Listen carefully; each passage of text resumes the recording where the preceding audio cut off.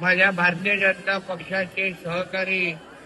आमचे बबलू सावंत यांनी गेल्या वर्षी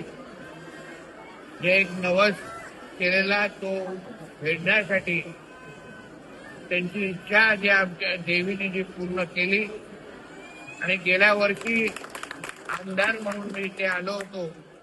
आणि आज आपल्या सगळ्यांच्याच आशीर्वादामुळे सिंधुदुर्ग जिल्ह्याचा पालकमंत्री म्हणून आणि कॅबिनेट मंत्री म्हणून मी आज इथे उपस्थित झालेलो आहे. देवीने मला जो आशीर्वाद दिला त्या आशीर्वादाच्या ताकदीमुळे सिंधुदुर्ग जिल्ह्याचा विकास आणि महाराष्ट्र राज्याचा विकास मी देवीच्या आशीर्वादामुळे निश्चित पद्धतीने करेन अशी ग्वाही मी आपल्याला या निमित्ताने देतो. आपल्या ह्या डांबरे गावातल्या विकासाची पण जबाबदारी जशी आतापर्यंत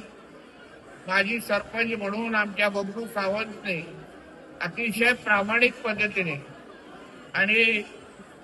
उत्तम पद्धतीने पार पाडली, तसेच या जिल्ह्याचा पालकमंत्री असतो तरी या डांबरे गावाच्या विकासासाठी मी कटिबद्ध आहे.